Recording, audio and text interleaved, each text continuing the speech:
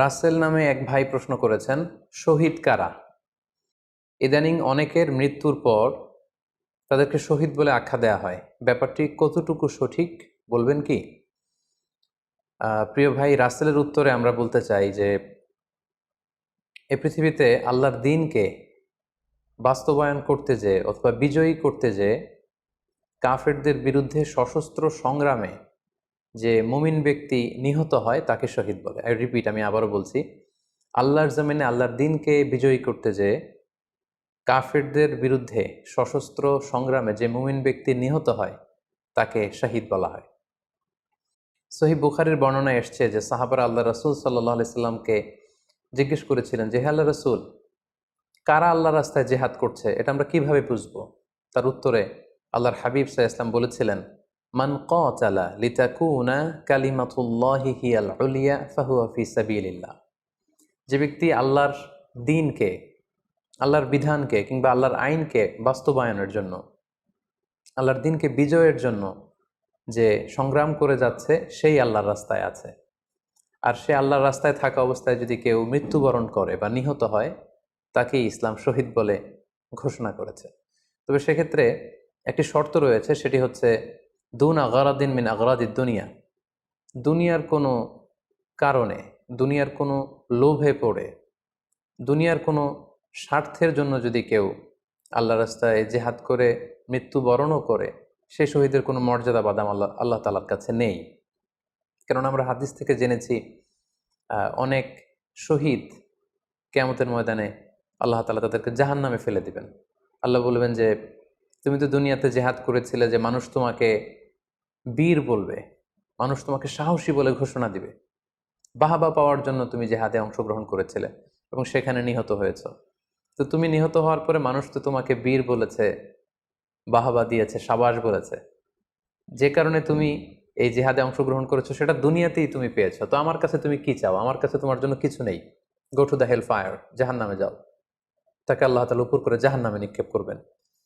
তো এজন্য শর্ত হচ্ছে যে দুনিয়ার কোনো স্বার্থে নয়, শুধুমাত্র কেবলমাত্র আল্লাহর দ্বীনকে আল্লাহর জমিনে বিজয়ী করার জন্য যদি কেউ সশস্ত্র সংগ্রামে নিহত হয় তাদেরকে শহীদ বলা হয়। এখন প্রশ্ন হচ্ছে, যারা কাফেরদের বিরুদ্ধে জেহাদ করতে যেয়ে যুদ্ধে নিহত হলো তারা শহীদ, তারা ছাড়া কি আর কেউ শহীদ হতে পারবে না? এই প্রসঙ্গে আমরা বলবো যে বেসিকলি ইসলামী শরিয়াতে শহীদ দুই ধরনের। ইবনু হাজার আল আসকালানি উনিও শাহাদাতের প্রকারভেদ করতে যেয়ে বলেছেন যে শহীদ দুই প্রকার। একটা হচ্ছে শাহিদ উদ্দুনিয়া ওয়াল আখরা, যেটা আমরা বলেছি যারা আল্লাহর রাস্তায় নিহত হয়েছে তারা। আরেকটা হচ্ছে শাহিদুল আখরা, যারা দুনিয়াতে আল্লাহর রাস্তায় নিহত হয়নি কিন্তু পরকালে তারা শাহাদাতের মর্যাদা লাভে ধন্য হবে।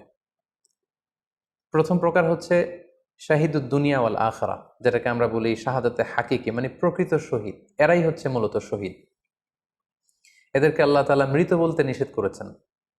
আল্লাহ তাআলা বলেছেন, ওয়ালা তাকুলু লিমান ইউকতালু ফি সাবিলিল্লাহি আমওয়াত বাল আহইয়া ওয়ালাকিন লা তাশউরুন। যারা আল্লাহর রাস্তায় জীবন দিয়ে নিহত হয়েছে তাদেরকে তোমরা মৃত বলো না, বরং তারা জীবিত। অন্য এক আয়াতে এসেছে, বাল আহিয়াউন ইনদা রাব্বিহিম ইউরযাকুন, তারা জীবিত এবং আল্লাহর কাছে তারা রিজিক প্রাপ্ত, আল্লাহ তাআলার পক্ষ থেকে তারা রিজিক প্রাপ্ত। তাদের মর্যাদা আল্লাহ তাআলার কাছে এত বেশি যে তাদেরকে নিহত হওয়ার পরে কোনো জানাজার আগে গোসল দিতে হয় না। তাদের রক্তাক্ত দেহটাকেই সরাসরি জানাজার পরে দাফন করে দিতে হয়, কেননা সেই ঝরঝরে রক্ত নিয়ে তারা সেদিন কিয়ামতের দিবসে আল্লাহ তাআলার দরবারে তারা হাজির হয়ে যাবে।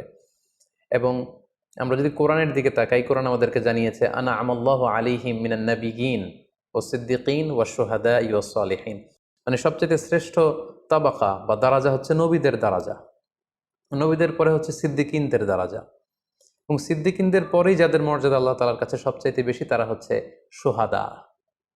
এজন্য প্রতিটি মুমিনের জীবনের আকাঙ্ক্ষা বা তামান্না থাকা উচিত তারা যেন শাহাদাতের মৃত্যু আল্লাহ তাআলার কাছে কামনা করে।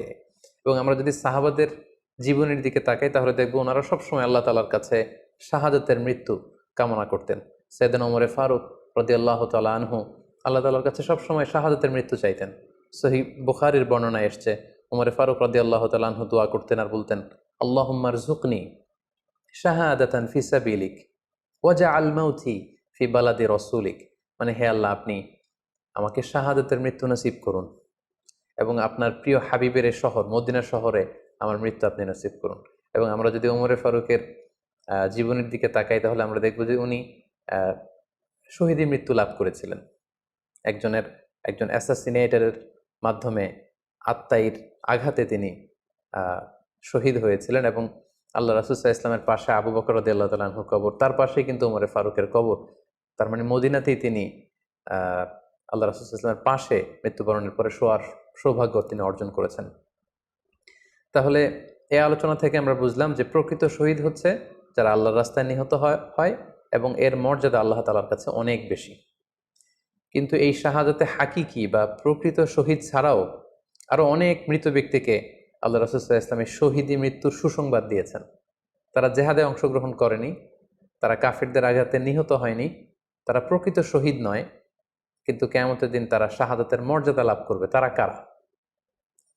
এ ব্যাপারে আমরা সহিহ মুসলিমের একটি হাদিস এখানে উল্লেখ করতে চাই, যেখানে আল্লাহ রাসূল সাল্লাল্লাহু আলাইহি সাল্লাম সাহাবাদেরকে জিজ্ঞেস করেছেন, মা তাউদ্দুনা শাহিদা ফিকুম, ওহে সাহাবারা, তোমরা কাদেরকে শহীদ বলে মনে করো? সাহাবারা বললেন, যারা আল্লাহর রাস্তায় নিহত হয় তারা শহীদ। তখন আল্লাহ রাসূল সাল্লাল্লাহু আলাইহি ওয়াসাল্লাম বললেন, ইন্না শুহাদা উম্মতি ইদান লাকালিল, এরকম হলে তো আমার উম্মতের মধ্যে শহীদদের সংখ্যা একেবারে কম। যারা জেহাদের সুযোগ পাবে না, জেহাদের ময়দানে কাফিরদের বিরুদ্ধে সশস্ত্র সংগ্রাম করে যারা নিহত হওয়ার সুযোগ পাবে না, তাহলে তো তারা শহীদ হতে পারবে না। সাহাবারা এই কথা শুনে বললেন, ইয়া রাসূলুল্লাহ, তাহলে কারা শহীদ আপনি বলেন। তখন আল্লাহ রাসূল সাল্লাল্লাহু আলাইহি ওয়াসাল্লাম বললেন যে, যারা আল্লাহর রাস্তায় নিহত হয় তারা তো শহীদ বটেই, পাশাপাশি ওমান মাতা ফি তাউনি ফাহুয়া শাহীদ, মহামারীতে যারা মারা যায় তারাও কিন্তু শহীদ। প্লেগ রোগে বা মহামারীতে, এই যে করোনা ভাইরাসের সময় যারা ঈমানের সাথে ইন্তেকাল করেছে তাদেরকেও আল্লাহ তাআলা শাহাদাতের মর্যাদা দান করবেন।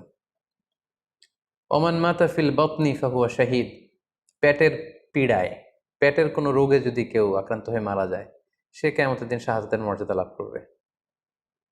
ওয়াল গরিকু শাহীদ, পানিতে ডুবে যদি কেউ মারা যায় সেও শাহীদ।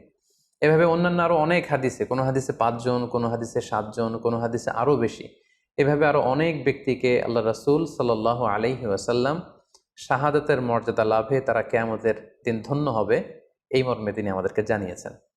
সুনানে নাসাইর একটি বর্ণনা থেকে আমরা জানতে পারি, আল্লাহর হাবিব সাল্লাল্লাহু আলাইহি ওয়াসাল্লাম বলেছেন, মান কুতিলা দুনা মাজলামাতিহি ফাহুয়া শাহীদ, অন্যায়ভাবে যদি কাউকে হত্যা করা হয়, হি ইজ ডিফেন্ডিং ইনজাস্টিস, অন্যায় প্রতিরোধে সে মারা গিয়েছে, এরকম মৃত্যুকেও তিনি শাহাদাতের মৃত্যু বলে ঘোষণা করেছেন।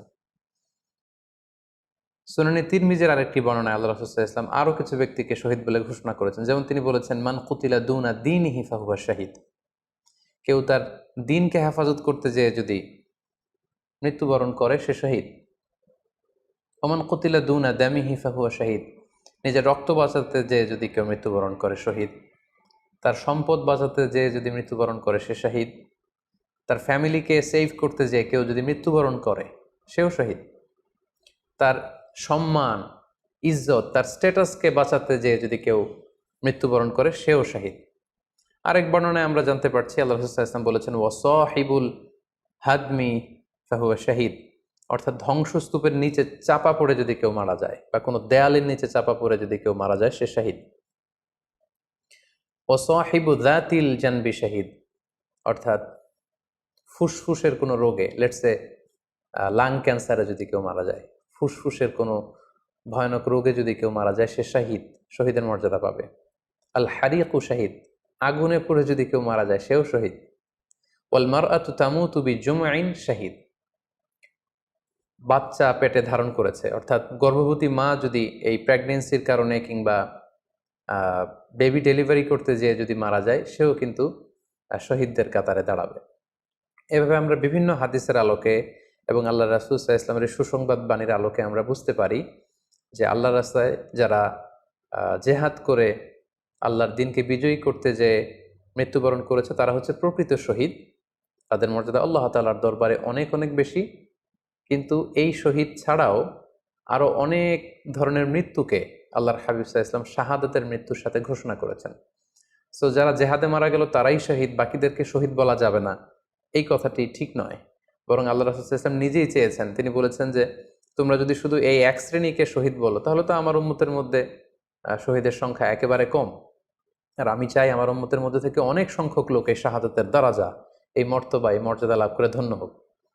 তাই আমরা যে কেউ একটি বর্ণনার কথা বললাম, এছাড়াও আরো অনেকগুলো বর্ণনা আছে এই ধরনের মৃত্যু যারা বরণ করেছে, লেটসে পানিতে ডুবে, আগুনে পুড়ে, পেটের পীড়ায়, নিজের সম্পদ বাঁচাতে যে, অন্যায়ের প্রতিরোধ করতে যে, সন্তান ভূমিষ্ঠ করতে যে, এরকম যত ধরনের মৃত্যু রয়েছে এ ধরনের মৃত্যুকে আল্লাহ রাসূল সাল্লাল্লাহু আলাইহি ওয়াসাল্লাম শহীদী মৃত্যু বলেছেন।